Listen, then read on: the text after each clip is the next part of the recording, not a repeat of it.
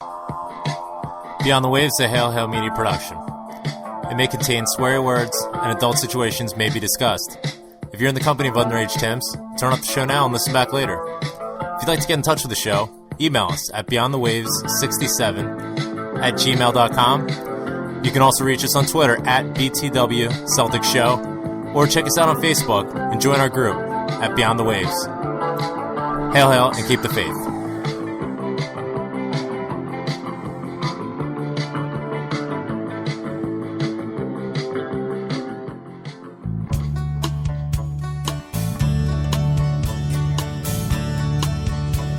I've traveled around these islands, from shore to shining shore. I've met so many heroes from the team that I adore. I followed Glasgow Celtic from London to Aberdeen, but I always remember the man who loved the Queen. And Johnny Doyle told me just before he died, I live for Glasgow Celtic and the Timberloys. He came from Ayr United to join his favourite team, to play for Glasgow Celtic would fulfill his dreams.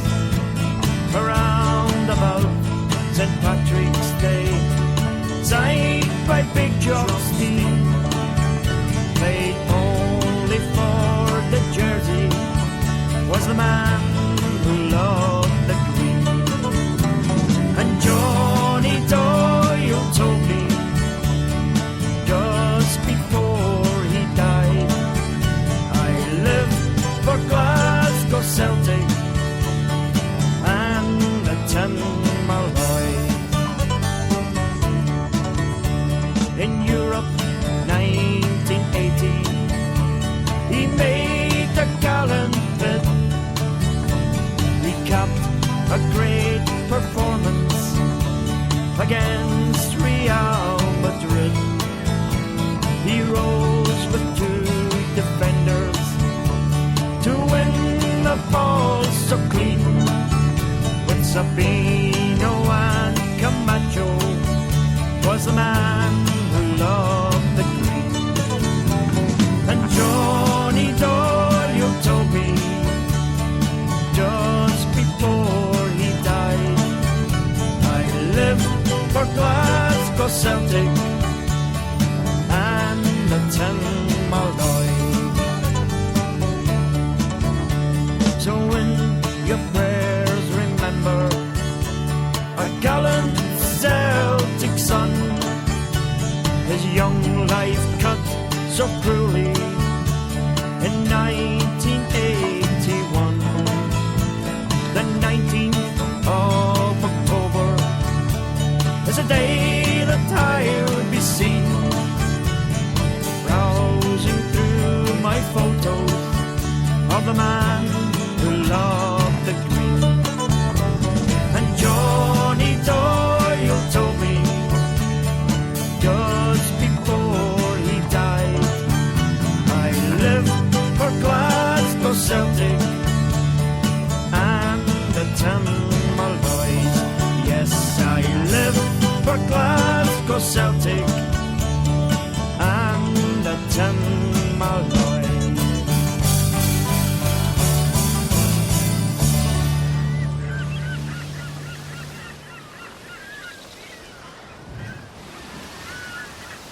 Captain!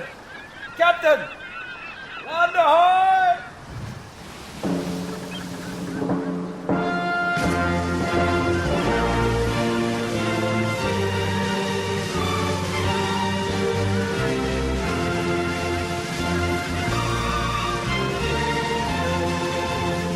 Listen, do you want to chat about Celtic after the game and avoid the usual Scottish hacks? Then tune in to the Beyond the Waves Celtic show on the Hail Hail Media channel.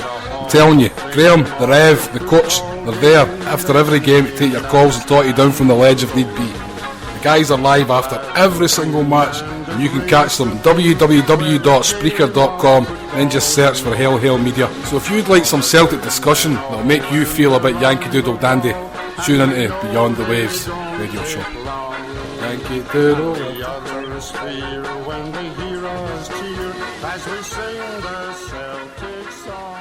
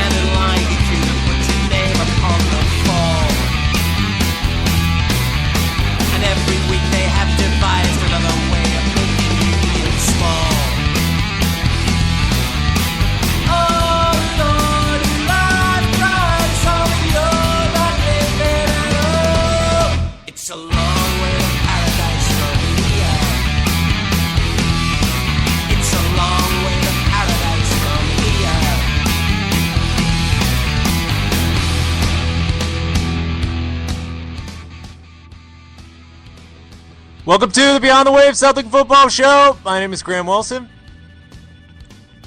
5-0 Celtic. Doesn't get much better than that. Fantastic performance. Exactly what we needed. Built some confidence going into Tuesday's game against Barcelona. Who is this Barcelona anyway? Come from some ditty league like La Liga. Get ready to get a do it. I think they've rested Messi today, knowing full well that he's going to have to go up against the powerhouse that is F.A. Ambrose. He's going to do backflips all over him. We might be getting a little ahead of ourselves, but lots to look forward to and lots to be positive about. Neil Lennon, in the starting 11, looked to be resting some players, obviously getting players back from international duty. Coming from all over the world. I mean, let's be honest, South America, North America, all over Europe, Africa, and, you have to be wise about your squad rotation and, sit players when they need sitting and play players when they need playing. Speaking of players and their playing, I guess I'm welcoming, but joining us once again from Gettysburg, Pennsylvania, it is the coach. Hail, hail, coach. Hail, hail, Graham. Come on, we got to give you some little welcome back here. Here we go. There we are. Little audio fanfare for you. I'll even sing along. He's the coach. He's the coach. Coach, coach, coach. Coach, coach, coach. Okay, enough of that. Fantastic. Yeah. Also joining us, a late arrival all the way from here. the Bahamas, it's the Rev. Hail, hail, Rev. Hey, Vince. I think Rev's Skyping in from a tin can. Do you have like a seashell that you're talking into? Yeah, I got some conch shells together, fashion a nice little connector here. Lovely, Did lovely you eat stuff. any conch? Easy? I had escargot yesterday. I'll go for the conch. Steady. Like the conch. Steady. Gotta have the conch. Okay. Rev, give us a sense for what the scene is. Where are you? Are you on the boat? We're on the boat. We're getting off in like 10 minutes as soon as I'm done here. The sea is turquoise blue. The sand is white. The weather is hot. The sun is sunny. I mean, I don't, I know places like this exist, but I've never seen it before with my own eyes. So it's definitely new.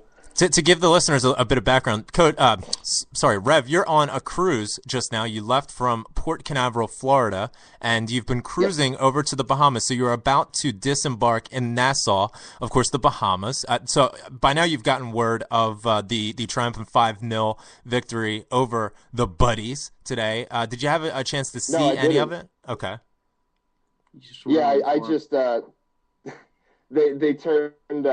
You got to pay for the internet, so I literally just turned it on right now. So. Oh, so you had no idea. Well, sorry to spoil it for you, pal, but 5-0. That's fine.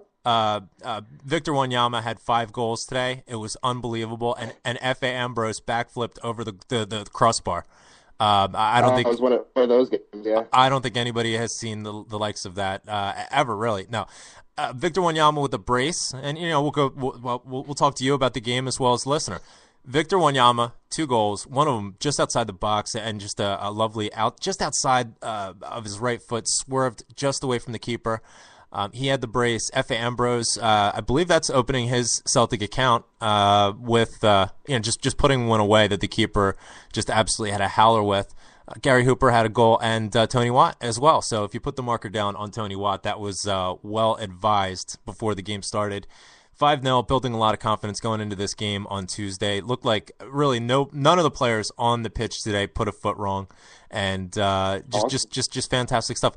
Hopefully you're going to have a chance to listen back later, Rev, because I'm going to be singing some Crystal Gale live on the radio today. So it's going to be an absolute bloodbath. But have you had, just real quick, and I know you're trying to get off the boat so that you can do some gambling and some sightseeing. So have you had a chance to sample the Dark and Stormies yet?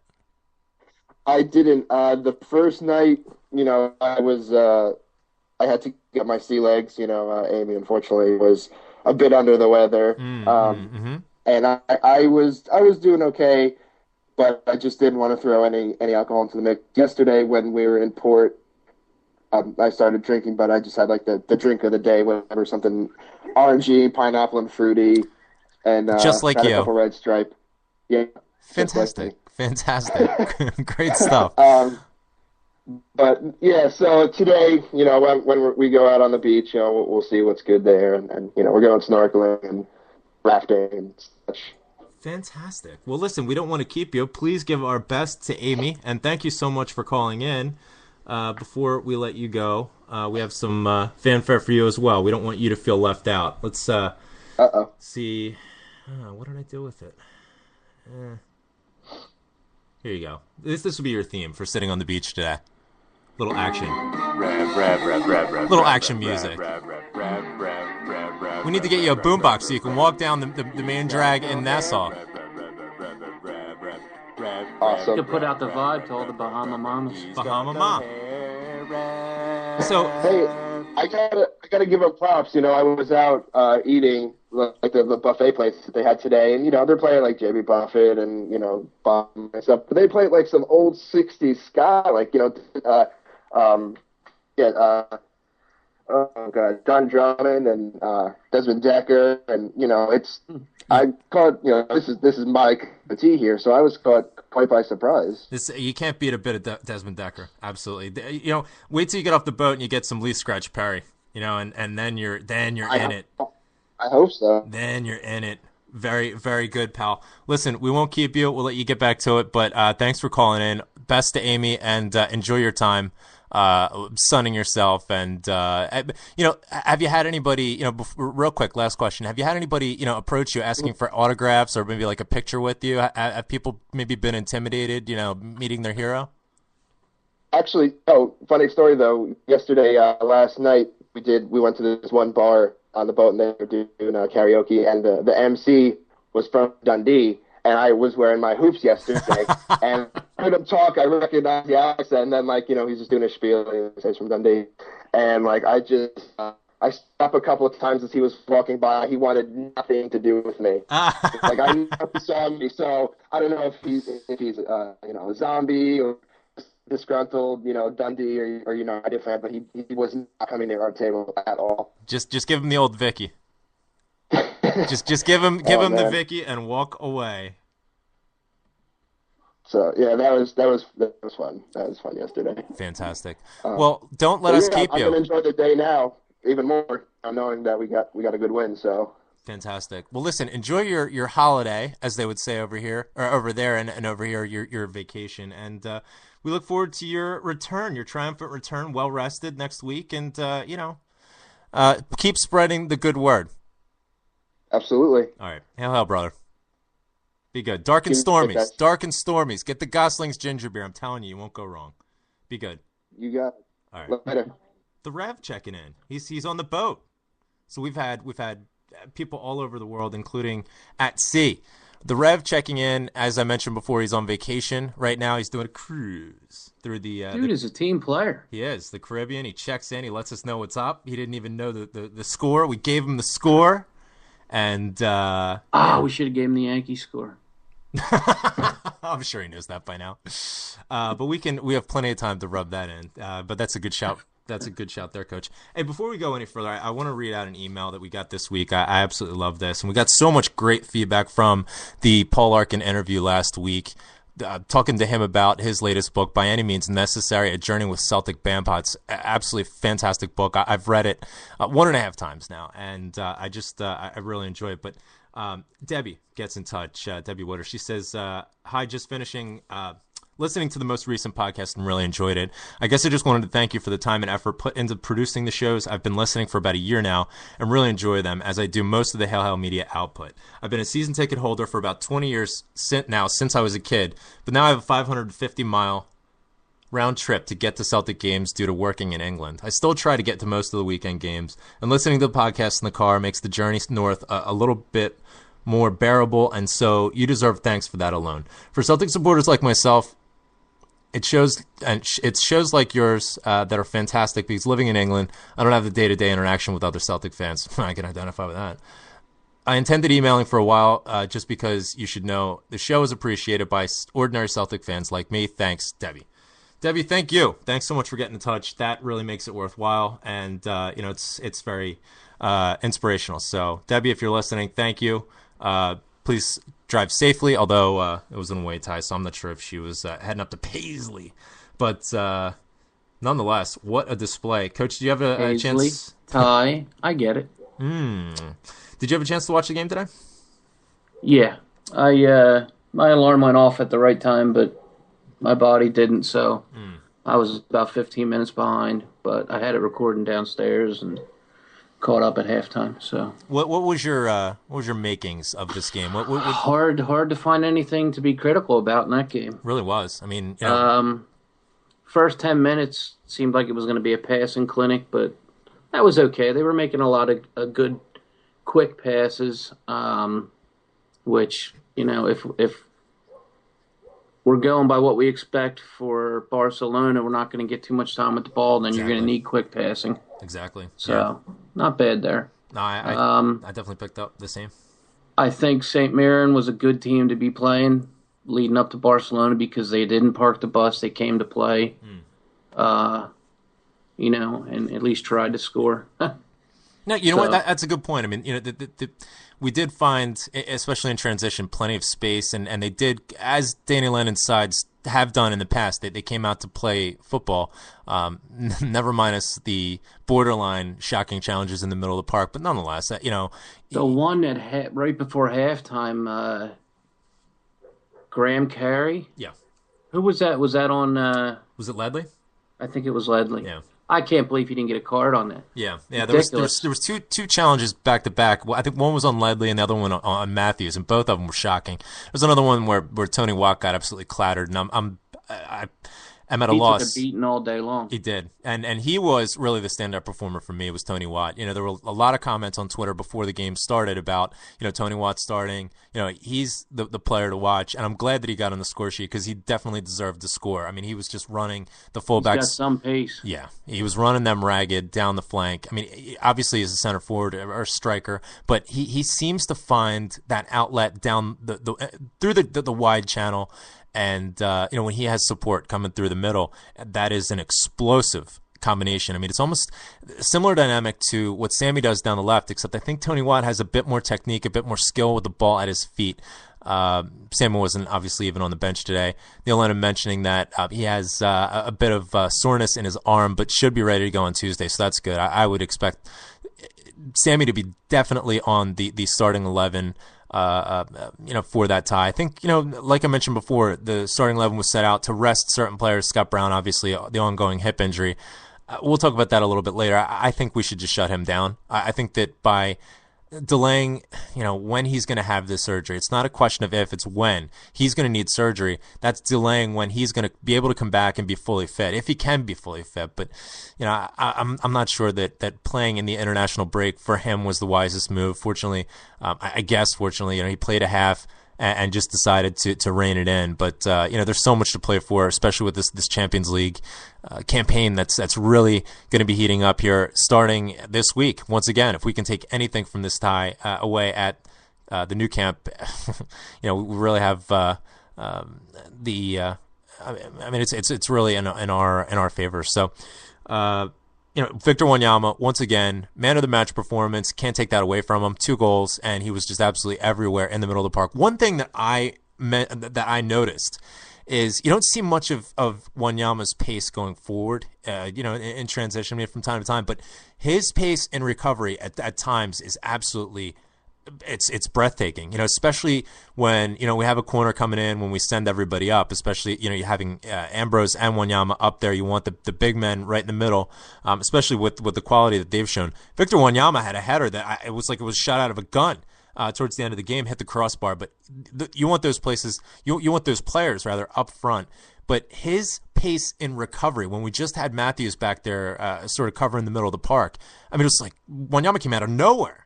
So just an absolutely you can't put a measurement on how much he means to this side. I think he's absolutely undroppable, and it's becoming. He needs to get his discipline in check a little bit, though. Why? Tell me what specifically? He just at times he seems to lose his head and just knock the shit out of people, and I was surprised he did get a card, right? In the second half. Yeah, he did, and it was a bit of a stupid. Yeah, it was a bit of a two-footed challenge. I think that the commentator may have gotten it right, where he was expecting the St. Mirren player to have a shot, and when he cut it back, he just went in and he was completely out of control. That's going to come. No, that's not the one. I'm talking about the one where he was trailing the play and he just pushed the guy in the back when he had the ball and. Oh yeah.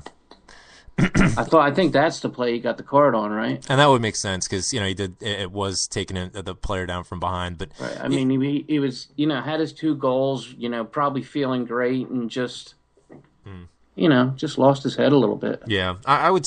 He does have flashes where he loses the discipline a bit. No question about it. That was the knock against Kyle for so many months, and certainly Wanyama is guilty of that as well.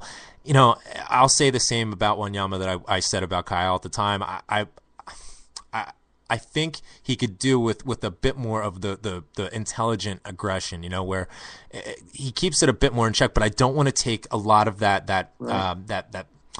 physicality away from him. I want to keep that sort of combative mentality. Just be smarter and pick your spots. And let's not forget, he's still a very young player. He's 20, right. 21 years old, so that's going to come with seasoning and with time. But he's today's performance by him did absolutely nothing to take the attention away from him from clubs down south, and it's increasing his transfer value. Hopefully, we can just absolutely milk as much away from some of these English clubs as we possibly can when the time comes to sell him on. But I love the guy, but I don't want to see him, piling up the yellow cards to where it's going to end up in a suspension or something. Oh, Coach, you're such a downer.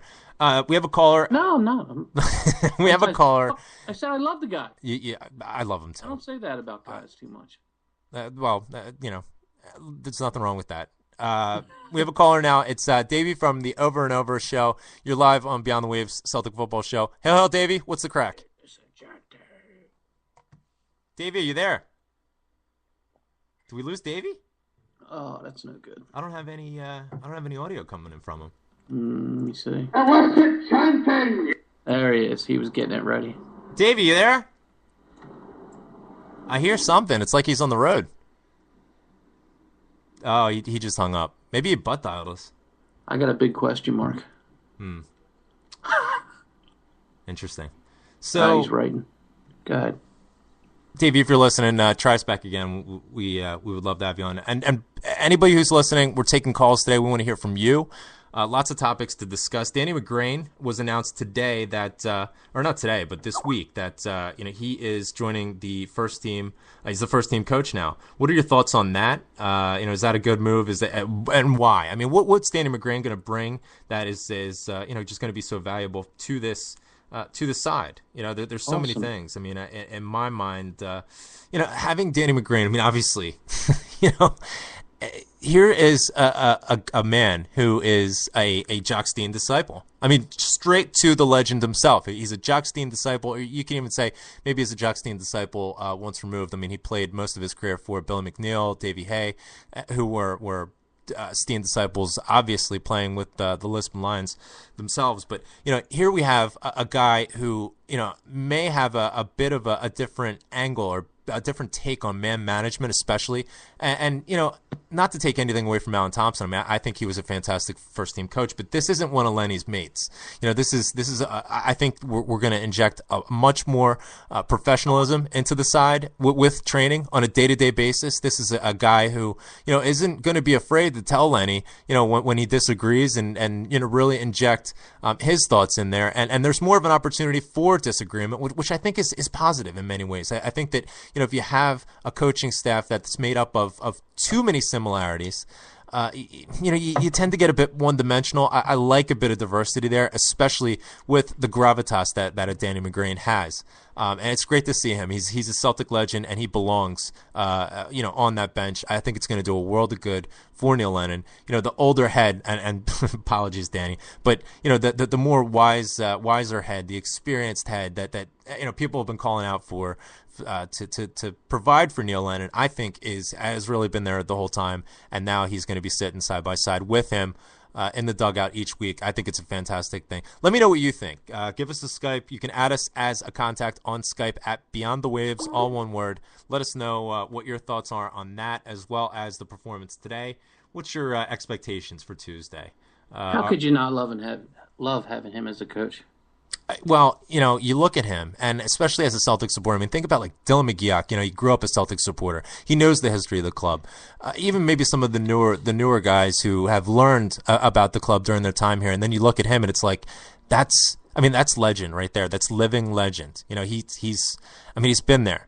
From Scottish Cup final, the infamous one, the riot, as it were.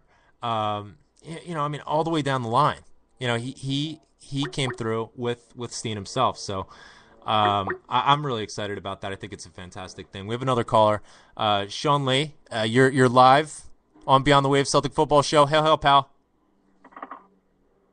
Hail, mate. How you doing? Yeah, doing fantastic. 5-0 today, so nothing to complain about there. We're just talking a little bit about Danny McGrain joining as the first team coach. So he's going to be in the dugout just next to Neil Lennon week after week. I think it's a fantastic thing. What are your thoughts there? It's a good appointment, man. The guy's an absolute legend at the club, isn't he? So no question. Having guys like that in the background will not do any harm. No doubt about it. Especially from the standpoint, like I was just mentioning, you had such a close friendship between Lenny and Alan Thompson, which there's nothing wrong with that. But I think that maybe at times, it's almost two minds really in the same perspective, where Neil Lennon I would consider maybe more of a Martin O'Neill disciple, just because granted he did play some fantastic years under Gordon Strachan, but he played the majority of his career under Martin O'Neill, and then of course going back to Crewe he had Dario Grady, but who's a fantastic manager in his own right. But I would consider him more of a Martin O'Neill disciple, who is then a Clough disciple. But now you have Danny McGrain, who I would consider, if not a direct Jock Stein disciple, from a management perspective, he's certainly a Jock Stein disciple once removed, playing so many years for Billy McNeil and Davey Hay, rather. It gives a bit more of a different perspective. And keep in mind, Jock Stein and even Caesar himself I mean, you can't think of better man managers, and Neil Lennon's done a fantastic job with that. Danny McGrain's going to continue to do just that, in my opinion, and maybe add a bit of a different angle onto things and provide that wisdom and experience for Neil Lennon that some folks have been calling out for since Lennon was appointed. I think McGrain will keep us playing the Celtic way. I know Lennon's been doing a good job of that, but I think McGrain will really install the Celtic way in the players. Yeah, I agree completely. Get it done and play, Yeah. But fantastic. But the best bit of the day was probably the big man's celebration. Was it no, Ambrose? That was excellent. Absolutely. I think it was 9.5 and above from all of the judges. It was a 3.5 time backward somersault, handspring, whatever you want to call it. Fantastic. And then Victor, for his first goal, goes over and gives the corner flag a judo chop. It looks like they're really enjoying their football at the moment. And, we mentioned a bit earlier that, certain players were sat out. Obviously, a lot of distance was covered in trying to go and play international duty, Izzy Gary being one of them. But, it just seems as though players are fitting in, to the overall system and the formation. They understand both, the starting players, who we would refer to as the starting players, and, the second string. They understand how we want to play. They understand their role and really just slot in. And today, Joe Ledley with the captain's armband, I think that's, certainly been long overdue. He's had the armband a couple of times, but he, I believe, is a natural leader right in the middle of the park. He's undroppable for me. I think that we don't necessarily see the value of Joe Ledley when he's playing, but when he's not playing, we definitely miss him. Who was your standout performer? Today, obviously it's obvious, Victor Wanyama. I think Tony Watt had a fantastic game. Any other, sparks that you saw, that you found interesting or were, exciting? No, nothing. I was kind of one eye on the game, one eye on the kids, Graham, so I was only really seeing the goals as they flew in. True. Because my two babies are like 2 and 1, so they were running amok. Of course. Of course. Chicken nuggets and ketchup everywhere, man. As they do.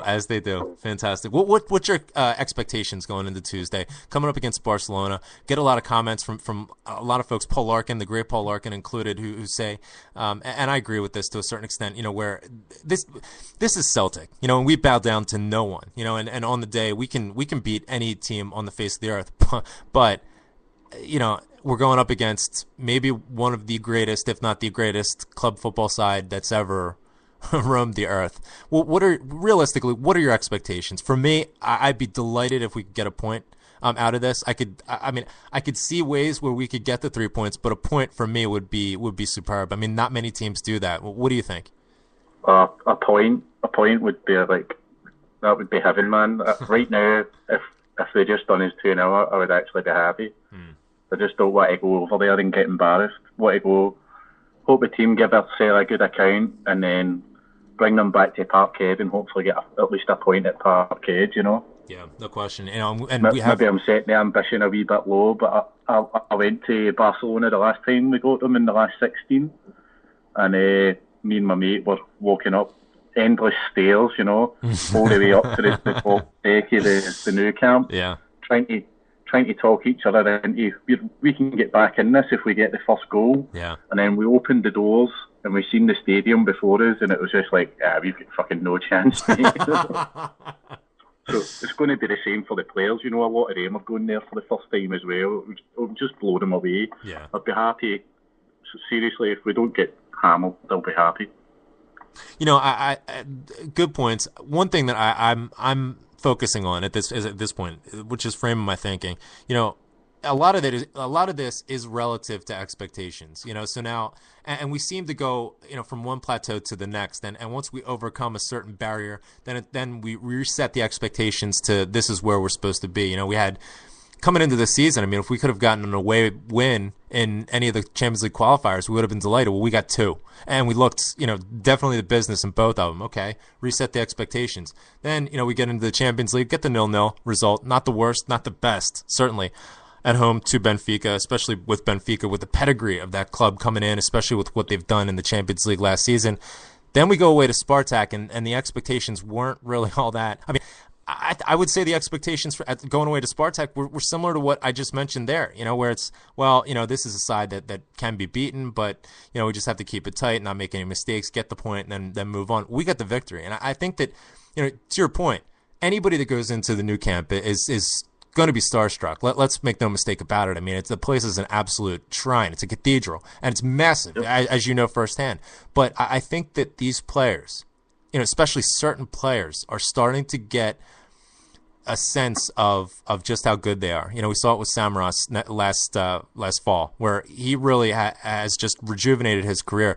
I think certain players, and even the young ones, where maybe some of their inexperience or naivety, if you want to use that word, plays into their advantage. Where with each one of these blocks that we overcome, with each one of these hurdles, to use that analogy, we start to believe in ourselves a bit more and say, we can do this. We've come up against what we would consider, formidable odds in the past, and we overcame it. We can do this. And I think that many players are looking for opportunities to make a point, to prove a point. We saw Michael Lustig away at Spartak have the game of his life, I would think, and he made it into the starting 11, the top starting 11 in Europe. During that Champions League week, and it's just been, kicking on from there. So realistically, again, there have been bigger, better teams that have gone into Nou Camp and got completely embarrassed, but I think there's something special within this team.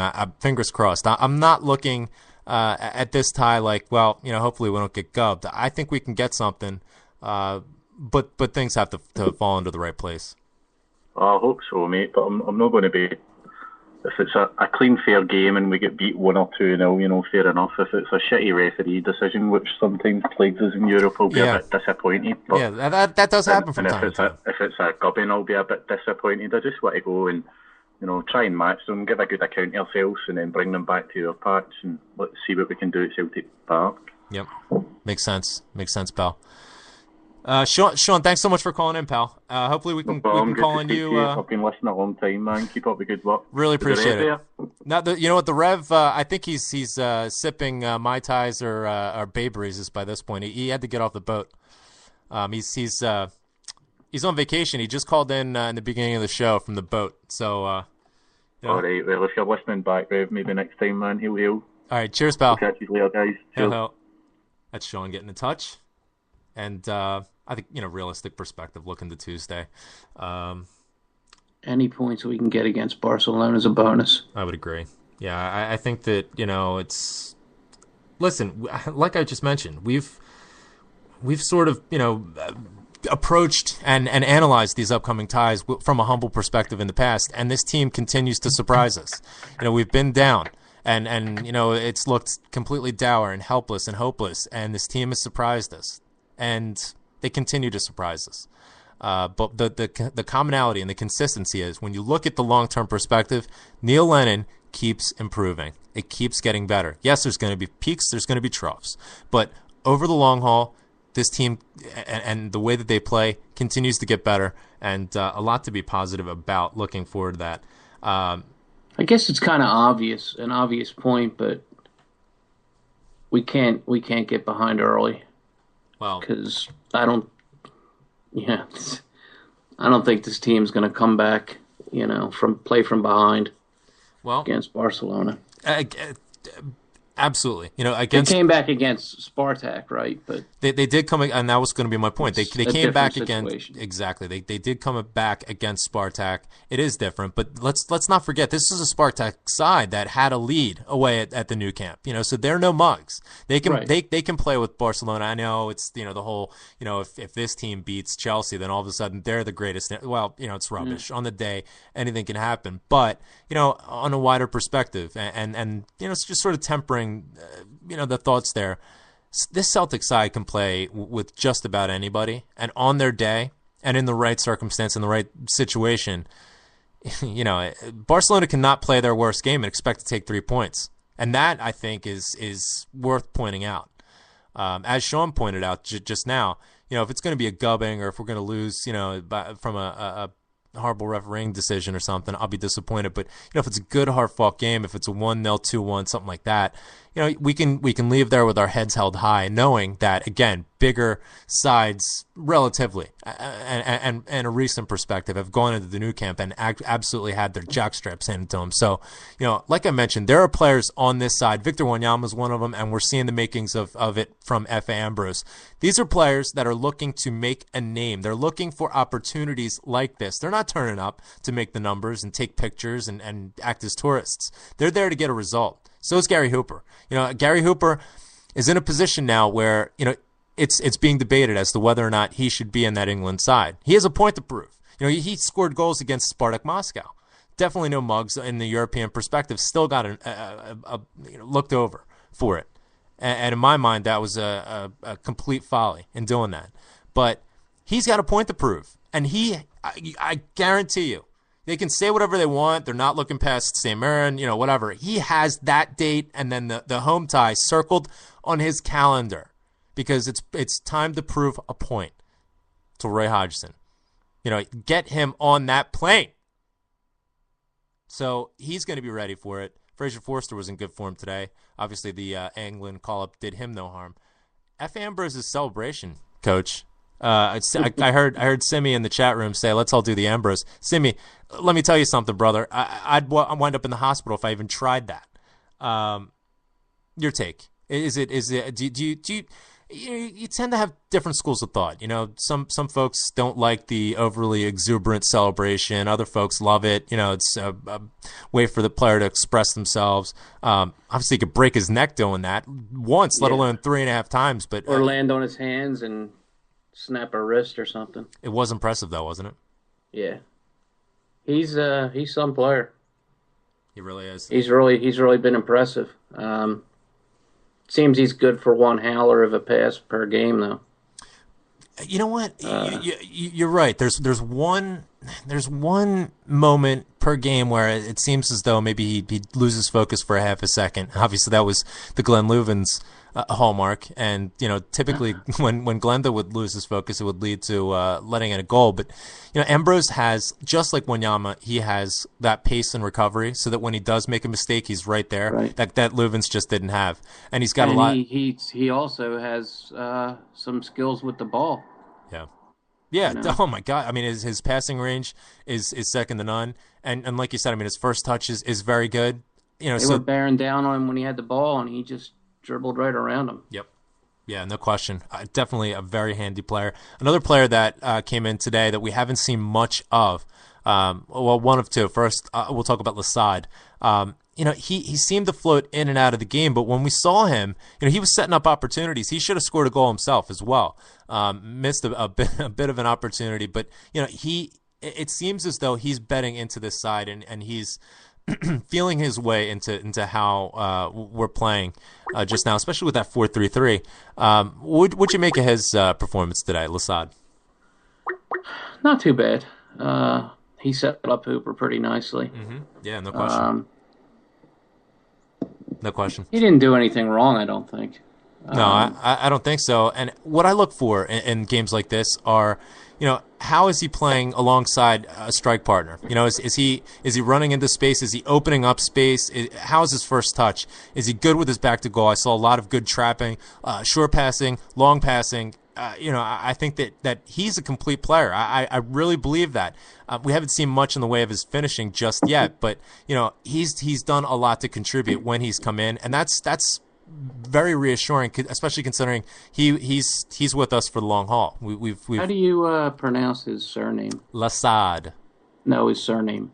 Oh, Nui. Oh boy, there's a song right there. Easy, coach. There's a song right there. If he could ever turn into something. Joining us now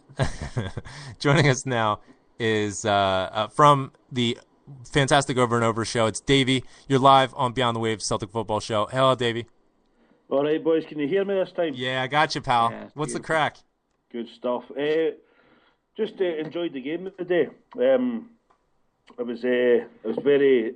First off, I thought the first sort of 40 minutes was very, very good indeed, and I thought, see when we signed Lasad, I think I remember saying to you, it reminded me of Sammy, just the way he moves the ball and switches play or takes it short.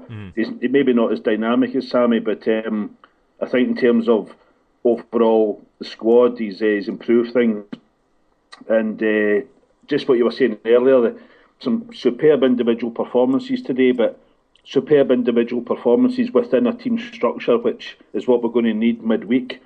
So it was almost nothing negative to pick up on. No, I would agree completely. And you touched on a good point there in terms of the formation, and we've seen the another sort of metamorphosis, if you will, of Neil Lennon's tactical layout. We've seen the inverted 4-4-2 that we referred to a couple of years ago, where Commons would slash in and provide a bit of a central link up from a wide position. We went into a 3-5-2 towards the end of last season. Now we're really settling in on this Christmas tree that can even convert into a 4-2-3-1, but mostly that Christmas tree formation has done two things. It's found spaces for players who are absolutely vital, like Charlie Mulgrew. I mean, it's tough to drop him, especially with that left foot on set pieces. Look at Ambrose's goal. I mean, another inch perfect ball into the area. And with the sort of congestion of central midfielders. You got Kyle, Ledley, Wanyama, Ambrose can go up there as well. So Lennon has figured out a formation now where we can really utilize a lot of these players and get them involved and also continue to be quite attacking while shoring up the back four. The back four doesn't even really look like it needs much shoring up at these points. I mean, just from a year ago, it's amazing the transformation that this side has undergone. And this formation seems to be doing quite well for the time being, of course, until sides figure it out, and then we're going to have to change again. But happy days, man. Happy days. Also, mate, I think fair play to Celtic's coaches, because it's not just it sometimes looks easy to sign young players and then either have a great team or sell them on for big money. But see, I would say 2 years ago, if we had asked Gary Hooper to play up front on his own in Moscow, he'd have been lost. Whereas I think Lennon's, along with obviously Hooper's, watching somebody like Samaras in training, and it's not just about being a penalty box striker at that level. You have to be able to drop deep, play people in, and so forth. I would agree completely. We even saw Hooper dropping a bit further back. I thought maybe Hooper, it went to more of a 4-3-1-2 where Hooper was dropping back to facilitate that Commons role, and trying to link things up. That makes me a bit nervous, I'll be honest with you, because I'm not 100% convinced. I mean, obviously, Tony Watt, we know he can finish, but he plays more down the wide channel. I'm not 100% convinced with Lasad or Miku's finishing ability. So if Gary Hooper's dropping back deep, and we're going to be counting on Lasad or Miku, especially in these big Champions League games, I'm a bit more nervous about that. But when Gary Hooper is on form and he's in the mood, there's no better finisher, I think, in Britain. I mean, he's deadly. Oh, yeah. I think... just very briefly on the sort of England debate. On the one hand, yeah, he's not going to get an England team to dislodge Rooney or whatever, but to me, Hooper's a type of player. No matter what level he plays at, if you create chances, he'll score goals for you. So in that way, he could play for England, but in the long run, it doesn't really bother me. But see the point about Miku and Lasad, I think you're right on Lasad. I think he's definitely going to be a more... a creator and just a team player in general. I think once he gets up to speed, Miku will score a lot of goals for us and play very well in Champions League. And I'm looking forward to midweek. I did say there was almost nothing negative. I was just a wee bit worried. It may just be sort of casualness, but there was twice that Effie allowed Stephen Thompson 3 headers, and if he switches off, and it's also Kelvin Wilson's biggest thing is concentration. If they switch off against Barca, that's when we'll get hurt. Oh, yeah, no question. If you switch off for even just a second, that's where Barcelona is at their most deadly. They will make you pay. And when they get chances and they take them, they do not miss. So you're absolutely right. I mean, Coach just pointed that out. There seems to be maybe one of them per game. He's been able to recover and limit the damage so that it's not too costly. But you're absolutely right. That needs to be taken care of. Speaking of Kelvin Wilson, did he pick up a knock today? I mean, obviously he was substituted off. Was that more precautionary? Was there an announcement about that? I didn't see anything. I didn't hear anything, and I didn't see anything happen to him, so it may just be precautionary, but I'm not sure. But I'm going to shoot off, boys, but it was good to be back on. I've been sort of quite busy recently, and so I haven't really been keeping an ear on things. So it's good to hear these again, and I'll speak to you later. All right. Cheers, Davey. Thanks so much for calling in, pal. Hell. All right, cheers. Yep. Davey from the Over and Over show calling in, giving us his take. Wilson was okay. Yep. Always the illicit chanting. We love it.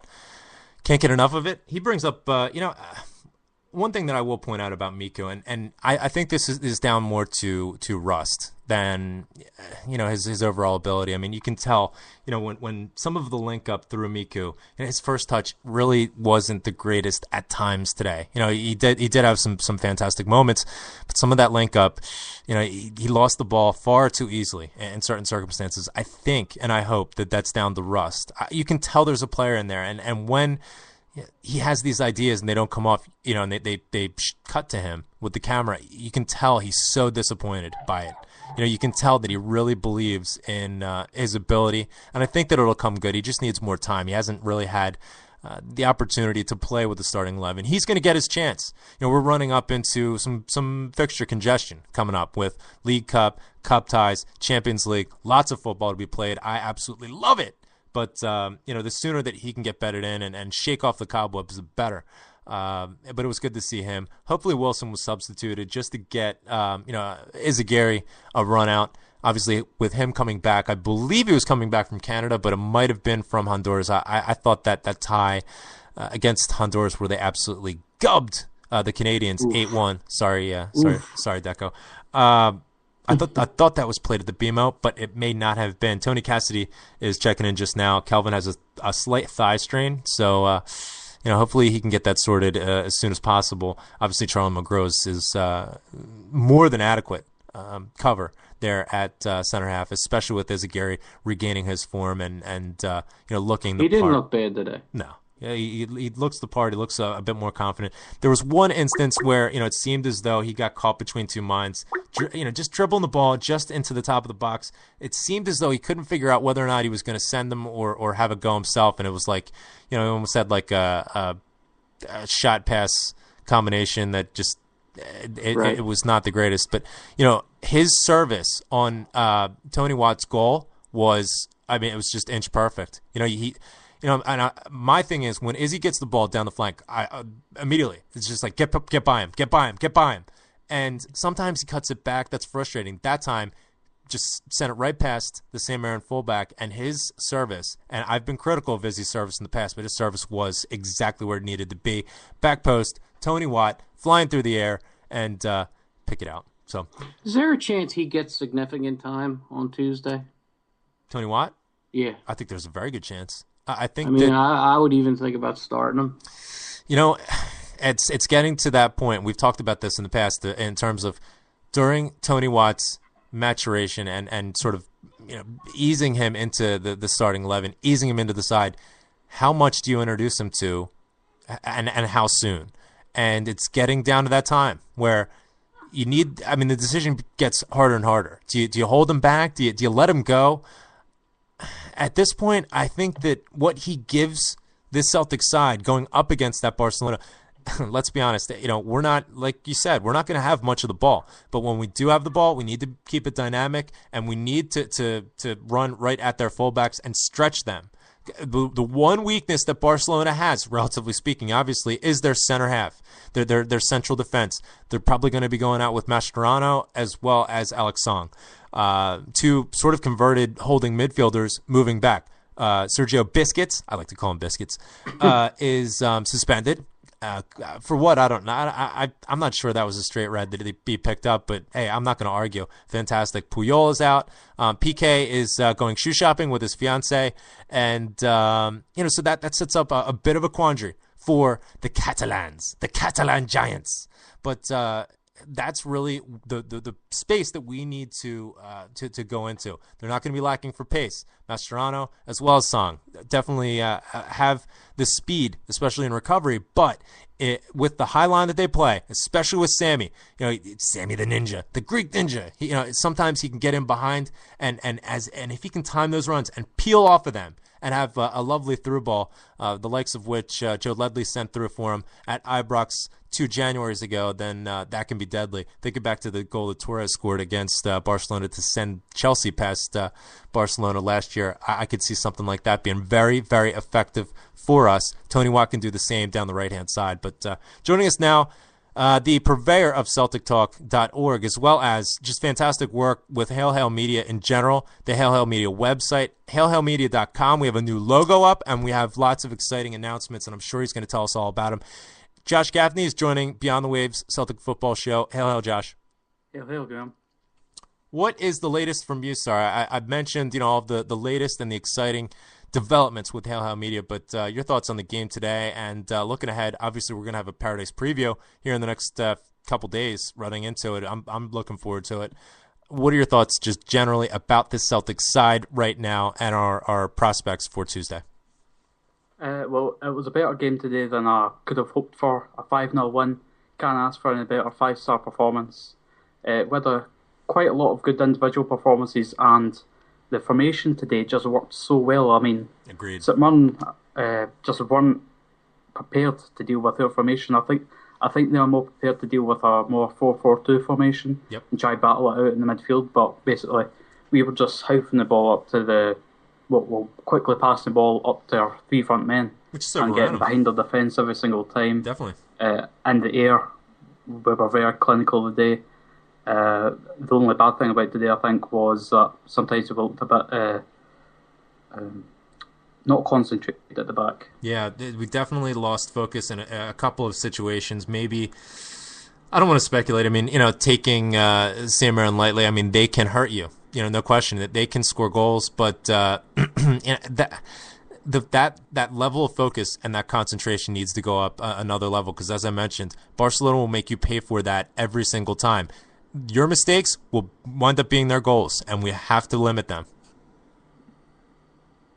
Yeah, definitely. Another good performer today that I thought that did really well, that I've not really heard mentioned so far, was Kyle. Mm-hmm. Tell me about, your assessment of Kyle today. It seemed as though, as you mentioned, I mean, the transition was lightning fast at many circumstances. Kyle didn't have many opportunities to do what he does especially well, break up play, look up the park, and then distribute. But when he did, I thought he was phenomenal. We even saw him breaking out a bit further wide than we'd typically expect him, maybe in that right side of the bank of three in front of the defenders. But, I think that he's not putting a foot wrong at this point. I think that, his fitness is obviously way up there. But what sort of stood out for you? What moments in the game, were impressive for you? Kaya really stood out for me in about the first 35 minutes. And I think it was largely down to our formation and other players playing well. Basically, by having Kyle in the midfield, he was basically just moving around and making sure that there wasn't two St Mirren men or one Celtic man. So, when there was a guy pressuring on Matthews, Kyle was in there making sure that St Mirren didn't have an advantage. Yep. And his tackling was clean, his passing was clean, and he just really brought a lot of energy into midfield. Yes. Which, just helped us counter-attack again and again and again. No question. But as the game went on, it kind of became a little bit less effective. And I don't know why. I got the sense, I agree with that as well. I noticed the same thing, and I got the sense that maybe, once it was 4-0, I think players, and you heard Neil Lennon, shouting from the side, the touchline rather, pass the ball. I think that, it was more of let's retain possession, let's not do anything foolish, and let's be smart. And I think that the players, to a certain extent were, especially with some of the tackling and some of the challenges that were, a bit left of center, we'll say. I think that some players were just trying to preserve themselves, which is understandable, but, I don't want to see that attacking mindset to leave too much. I don't want to see us take the foot off the gas ever. If we have an opportunity to win 10-0, we win 10-0. I'd be the worst football manager ever.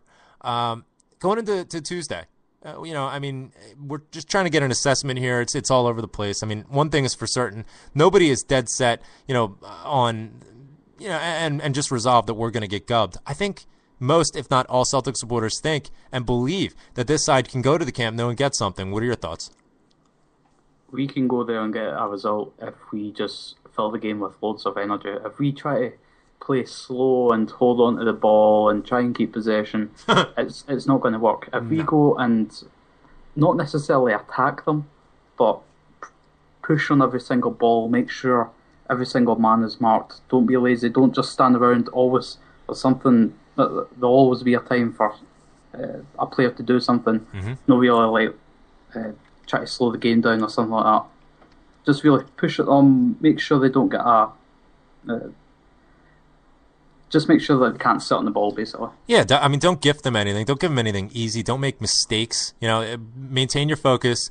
It's always going to be counterattacking. We know that. The key to the game on Tuesday is going to be Samaras. And Spanish teams, and especially Italian teams, as we saw in the Europa League last year, are terrified of him. And I think that mental edge just starting out is going to be an advantage for us. And hopefully the big man is in the mood. I'm sure that he's going to be. Gary Hooper is going to be definitely well up for it. This is it's his time to shine. The microscope is going to be on him. Anytime Barcelona plays, the entire world is looking, including Roy Hodgson. So get the finger out, Roy, and get the finger out, Gary.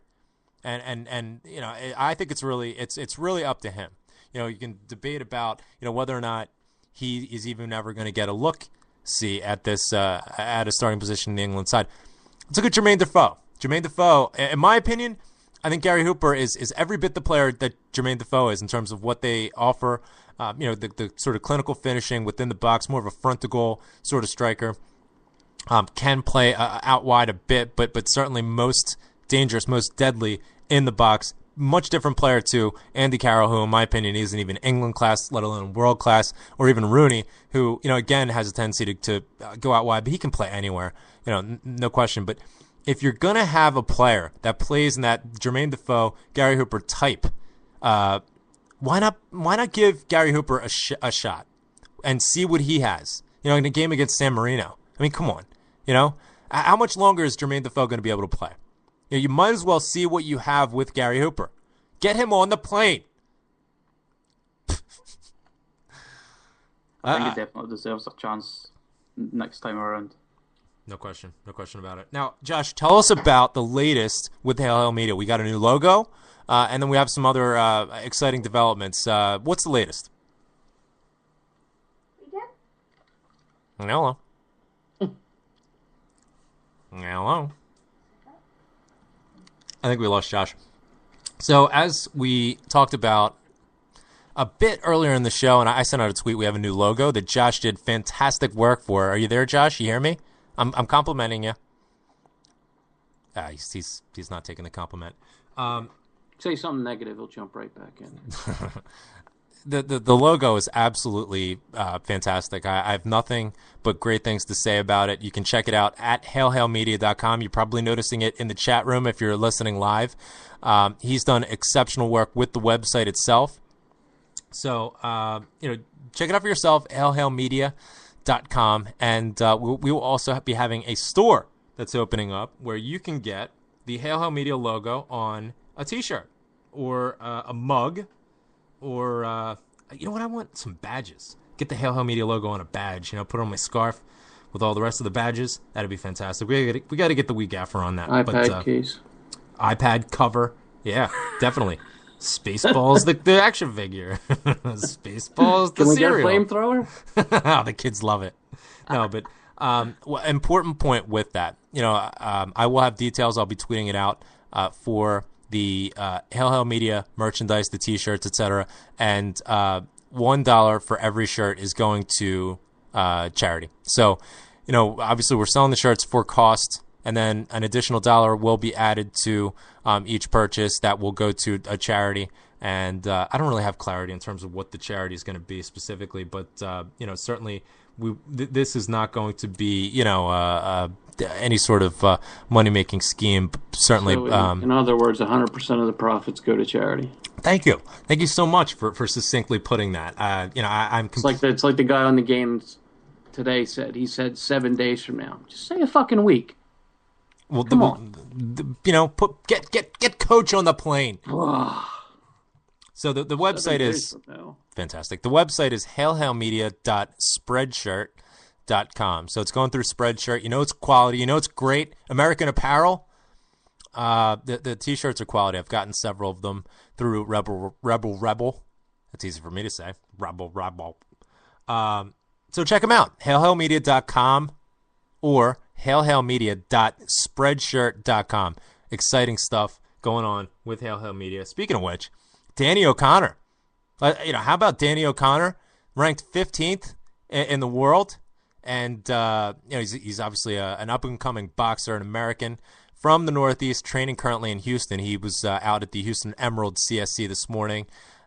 Tweeted some pictures. That's absolutely phenomenal to see. And he was great on the Homeboys podcast. Love listening to that. Love a bit of boxing. So the Homeboys will be following up with him in a couple of months to check on his progress. So if you haven't listened, have a listen back to that. And hail to Danny if he's listening. Always great conversation. He answers everybody's tweets on Twitter. Fantastic guy. And definitely a huge Tim. Massive Tim. So great stuff. Coach, did that get kicked out? Oh, look who's joined us. Gaffer, you back? Yeah, I'm back. Okay. Well, I just went through the whole plug, without you. We were calling, to see where you were, and nothing there. Nothing doing. Is the coach there? Yeah. All right. Gaffer, tell us about the logo, what went into it, what's behind it, and tell us a little bit about the store and what we're offering at the store. I just gave out the link. Yeah, I heard what you said.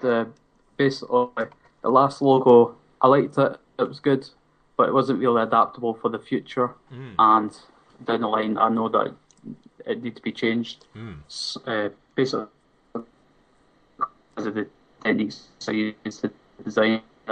So this one, I've designed it with techniques that will be adaptable for the future, and including the shots and that, because there's probably quite a lot of people out there who just want to get a Hail Hail Media shirt or Hail Hail Media badge, and just really share a message. There's loads of people out there that are dying for it, and who are we to deny them? If you want a Hail Media badge, Me myself, no, we can't do that because as you know, Gaffer, Hail Hail Media, it's not just a channel, it's a lifestyle. Fantastic stuff, but it's hopefully we can raise a lot of money for charity. As I mentioned, just the cost of the shirt, and not a dime's being made from it. What'd you say, Coach? About what? About 100% of the profits going to charity. Exactly right. 100% of the profits going to charity. So it's just in 7 days equals a week.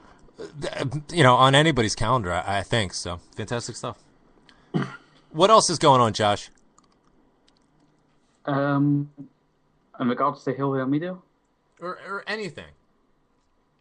Well, I'm just about to sign off because I'm away to go to a 50th birthday party. But basically, Paradise Preview will be back whenever Graham can do the call, the show. So maybe Monday. Fantastic stuff. Thanks for joining us, Gaffer. Please enjoy your 50th birthday party, and try not to get arrested. About 50th birthday party. I gathered that. Well, it was just a grammar he used. But anyway, Hail Hail, I'm off. Thanks, Josh. Hail. My God. Josh Gaffney. He's from CelticTalk.org. Does a fantastic job with that website as well as Hail Hail Media.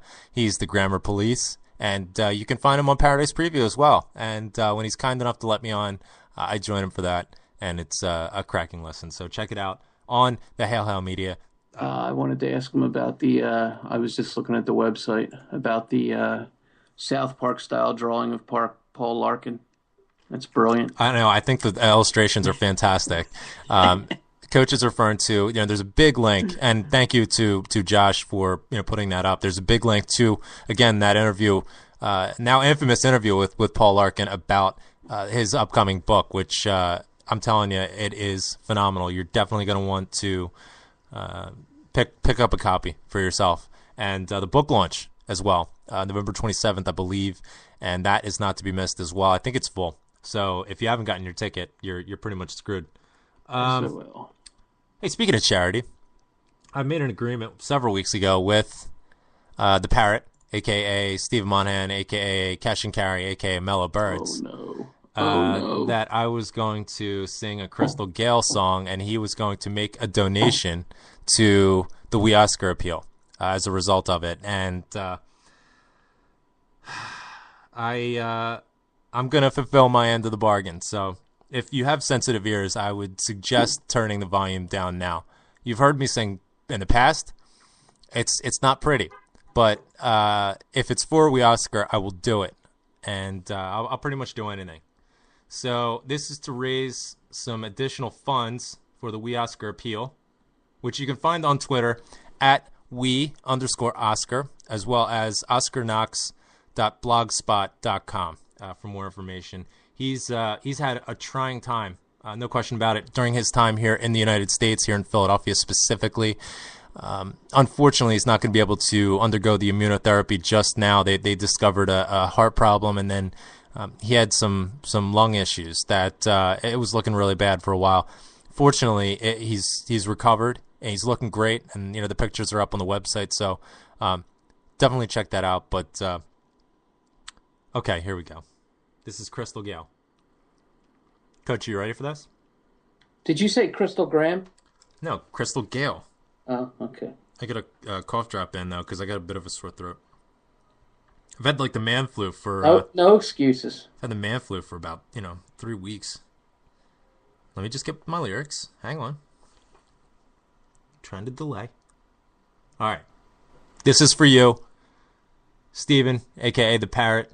And I'm doing this... there's a lot of Huns out there who are looking for a team because their team is dead. And, there might be some Huns that are inquisitive about what's going on the good side of Glasgow. So this is from the perspective of a curious Hun.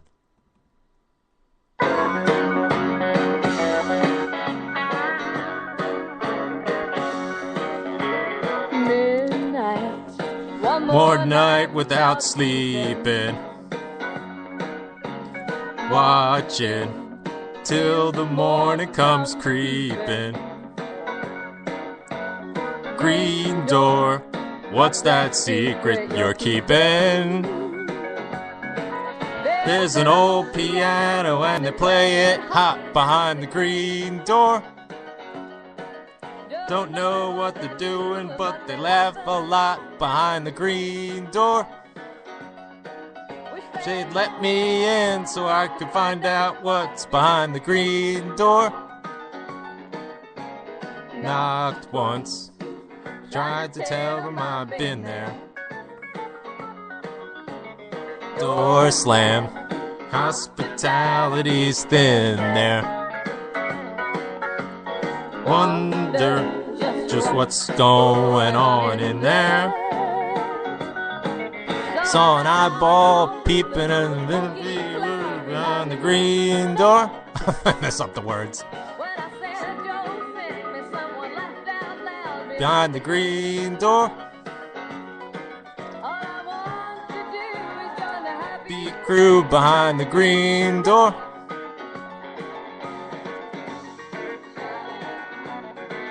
Just messed up all the words. Oh well, God loves a trier. Nobody will know the difference. Probably not.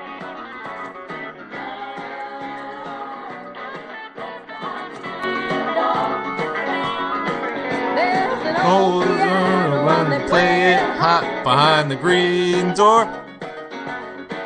Don't know what they're doing, but they laugh a lot behind the green door. Wish they'd let me in so I could find out what's behind the green door. One more night without sleeping, watching till the morning comes creeping. Green door, what's that secret you're keeping?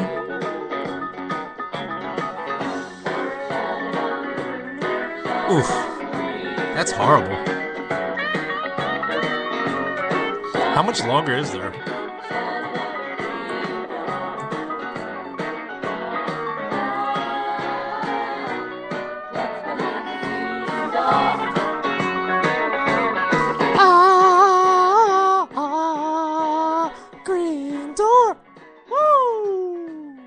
All right, ladies and gentlemen, there you go. Crystal Gale being sang by myself, yours truly.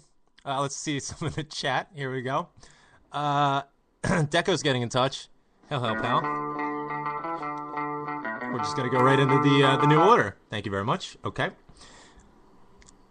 Deco's getting in touch. Holy F, Graham, you've killed my lunch, you bollocks. Another donation to We Oscar if you stop. Me ears. Well, thank you. Hey, you know what? Every dollar helps. So there you go. Let's see. Isn't that the theme song to that Linda Lovelace movie? Yeah. So here's you. Oh, God.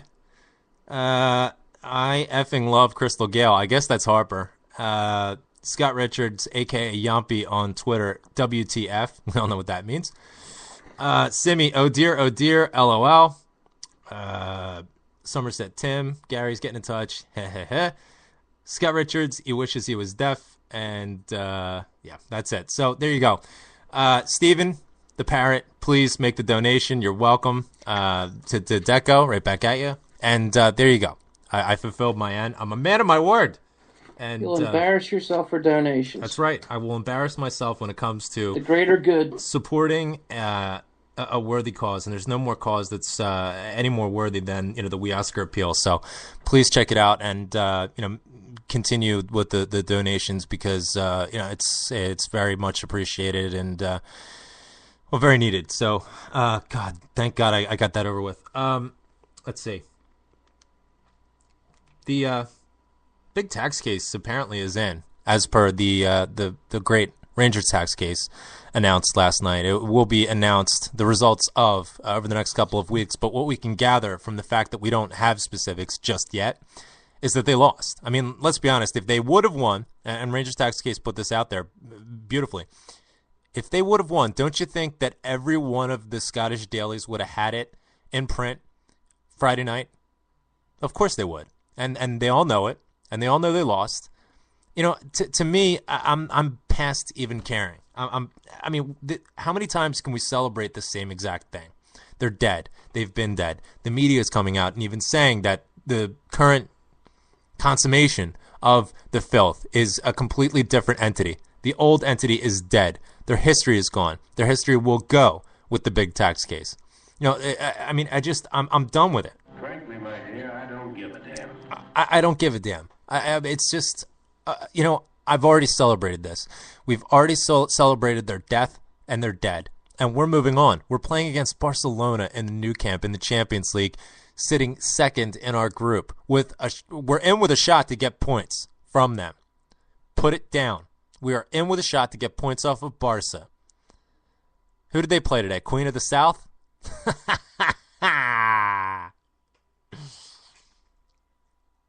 I mean, the only relevance of this announcement coming out is, David Murray might be in a heap of trouble. He may very well be in a heap of trouble. He may lose the knighthood. He may lose his mansions. He's already lost his dignity, as far as I'm concerned. And they are going to look to set a precedent so that this doesn't happen again. No question. We are talking about Her Majesty's Revenue and Customs, which oversees all of Britain, which includes the Goliath clubs in the EPL.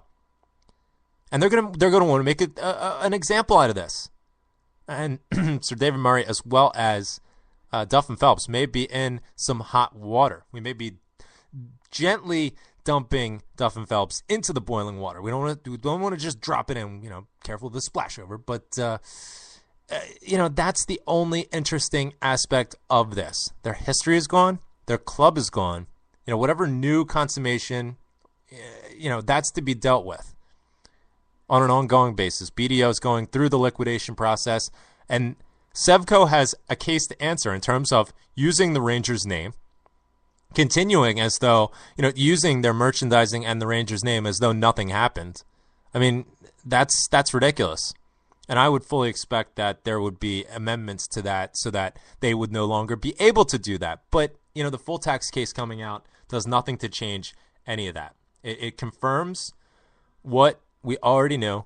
And, that's all. Coach, do you have anything counter to that? Do you have anything to add? Nope. Don't care about them. Well, there you go. There you go, folks. Coach doesn't care about him. Nothing to add. So don't care. Again, we're taking calls. We'll probably be on here for a few more minutes. So if you have something on your mind, you want to get in touch, add us as a contact on Skype at Beyond the Waves, and give us a call in. Let us know what your thoughts are, just generally. No other injuries other than Scott Brown with the ongoing thing, James Forrest groin strain, and Neil Lennon is confident they're going to start training tomorrow and maybe ready for Tuesday, but I wouldn't expect. I mean, Scott Brown's probably going to start. I wouldn't expect James Forrest to be anything more than maybe on the bench. Chris Commons is a bit of an odd one, though. He wasn't even on the bench today. He's played a lot of football so far this year. I think that maybe Neil Lennon's looking ahead to this and saying this is an opportunity maybe just to give him a complete rest, go home, play with the Weens, and Weens, and come on. just get recharged. So hopefully that's what it is, because he's been a vital performer for us. Hopefully it's nothing more than that, and there's no injury or anything else that's gonna keep him out for any longer. One other announcement that I did want to mention: the great Eugene. You can find him on Twitter at Erigina67. I think there's a 67 in the end. If there's not, I apologize. I'll find it in a minute. But I don't think there is. It's just it's the _ Erigina. Right. Coach. Anyway, fantastic stuff. I've enjoyed his blog for quite some time. He does fantastic work. He's launched a new website, republicfootball.net. You got to check this out. It's phenomenal. I really enjoy his work in the past, and he's really packaged together a nice website which encompasses a lot of data and has everything that you need right there, but it's very simple. It's very easy to navigate. It's right there in front of you. Sometimes, websites are put together and it's easy to get lost. This is very easy and simple. So check it out, republicfootball.net, and hopefully we can get him on to talk about Celtic in general very soon, because I have a great respect for his writing and what he does and his insight. So fantastic stuff. Please check that out. I think that's pretty much it, Coach. You're the boss. One of our shorter shows, but I had fun. Yeah. I think I scared everybody away with the singing, but, listen, don't be frightened about charity, okay? Nobody should be scared off by charity, even if it sounds awful. I don't care. I have no shame. That's just the way it is. So, Homeboys will be returning, I believe, on Monday. As I mentioned before, please check out their latest, the Danny O'Connor interview with them. They'll have more with that upcoming, no doubt about it. And they also had another Homeboys extra during the international break talking about the Cosmos. So check that out as well. The New York Cosmos, they're on the cusp of becoming the 20th MLS team. They're sorting out their stadium situation just now. Very exciting stuff. And what borough are they playing in? Queens. Okay. Yeah. I think it's going to have to be, no matter what, just because of the proximity to Red Bull. I think, Long Island, Queens is going to have to be, Is there an existing stadium, or they got to build one? They're talking about building one on the site where the tennis center and Citi Field are located, so over there by, like, the World's Fairground. Right. Which obviously has the infrastructure with 495 going right through there, and with the stadiums going through there already, obviously it's going to add congestion. Right on the train line, too. One would imagine. Right on the train line, and then LaGuardia is right there as well. One would imagine that would add some congestion, but, it's New York. I mean, it's already congested. So, interesting stuff. And exciting stuff for those guys up there, the Borough Boys, as it were. So, shout out to them. Also, we had a near miss this week. I thought that I sorted out a way to come over for Paul's book launch, and that got a bit of conversation going on Twitter, but it just couldn't be worked out. My wife is traveling, and it just didn't line up so that she would be able to switch her flights from where she was coming from and have it rerouted to Glasgow instead of Washington, D.C., where we live. So, unfortunately, I can't ask her to fly over the Atlantic and then turn around and immediately fly back over the Atlantic with me. So we're going to have to come up with a different time, and I'm absolutely gutted because it looked, for a little while there like structurally we could have done it, but we couldn't have done it unless we paid like $2,600, which, would have been more than, just purchasing a completely different ticket, and just the logistics just didn't work out. I'm really disappointed because, that would have been phenomenal, spending Thanksgiving over in Glasgow and being there for Paul's event. But, I'm sure everybody will have a great time. And that's what really hurts, Coach. Mm-hmm. But what we're trying to sort out now, and details will be forthcoming, trying to come over for New Year's, man. For New Year's. Jeez. Yeah, it's going to be awesome. No, I don't think they call it New Year's. They call it Hogmanay? Hogman? Yeah, Hogmanay? Hogmanay or Hogmanay? Hogmanay. Hogmanay. I don't know how to pronounce it, so if somebody can help me with the pronunciation. Sounds like something out of freaking Harry Potter. Hogmanay. Hogmanay. Yeah, that if somebody can help me out with the pronunciation, but we're looking to come over for that. Maybe, hopefully, pick up a couple of games while we're there. I believe it will be Hibs away, and then the Steelmen at home for the January 2nd tie, and then we'll return. We'll return to the amber waves of grain here in the United States. But really look forward to that. My first trip over to Scotland. So hopefully we're going to sort that out here in the next few weeks. But just couldn't make anything else happen. So if anybody has any suggestions on how I can sell this to my wife, the Hogmanay or Hogmanay or whatever, get in touch with us at BTW Celtic Show. Give me a description. Tell her it's all the haggis she can stomach. Yeah, somehow I don't think that's a big selling point, Coach. Give me a short description. How can I describe this to my wife and sell it? And, hopefully we'll give you something nice. But, that's all I have, Coach. Anything left from you? Nah, not really. All right. I'm going to miss the game on Tuesday. Are you working? Yeah, I'm going to be down somewhere near Fort Meade, so... Fort Meade? Maybe yeah. You got to stop into the DCCSC. It's not lunchable from there. Excuse me. The DCCSC doubles as the Handsome Man CSC, so you better be there. Really? Yes, that's right. Shout out to my pal Kenny, watching it with him this morning. 18 minutes in, he just blurts out, F Messi. Kenny, I took a picture of him and tweeted it up. He's a fat hungover Javi. That's what we were singing to him. He's just a fat hungover Javi. Fat hungover Javi. Anyway, check out the picture. You know what I mean. But a hello to Kenny. And a goodbye to you, the listener. All right. Once again, thank you so much for listening in. One of our shorter shows, but hopefully, definitely not one of the worser. And we'll be back next week, hopefully talking about another triumphant Celtic victory. And as always, keep an eye out for Paradise Preview. We're going to be looking ahead to this Barcelona tie here in the next couple of days. So going to be just oodles and oodles of succulent information and Celtic discussion. So, Coach, thank you. Hail, hail. Hail, hail.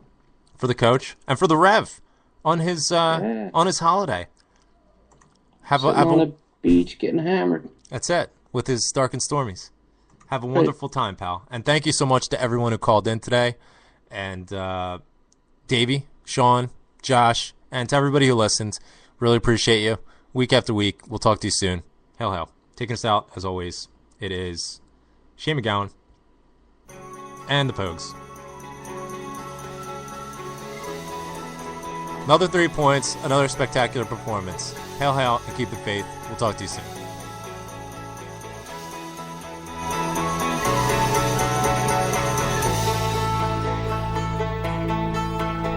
The island, it is silent now, but the ghosts still haunt the waves. And a torch lights up a famished man who fortune could not save. Did you work upon the railroads? Did you ride the streets of crime? Were your dollars from the White House? Were they from the 5 and dime?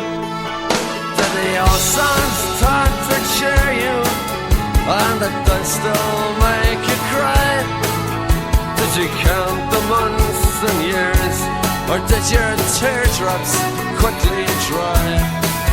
I know 15 was not to be on a copping ship. I came here and I never even got so far that they could change my name.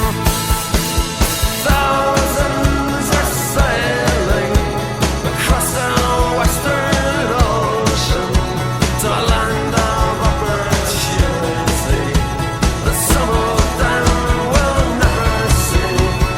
Fortune prevailing across the western ocean, their bellies full, their spirits free. They'll break the chains of poverty and they'll dance.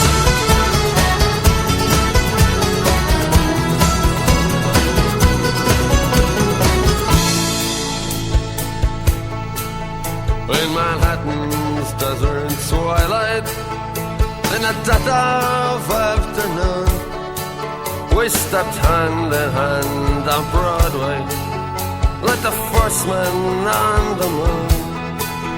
And a blackbird broke the silence as you whistled, it's so sweet. And in Brendan Behan's footsteps, I danced up and down the street. And we said goodnight to Broadway, giving it our best regards. Tipped our hats to Mr. Cohen, dear old Times Square's favorite bird. Then we raised a glass to JFK and a dozen more besides. When I got back to my empty room, I suppose I must have cried. Thousands are sailing again across the ocean with a hand of opportunity. Trust tickets in a lottery. Postcards are mailing of skyless skies and oceans, from rooms that daylight never sees. And lights don't glow on Christmas trees. And we dance to the music and we dance.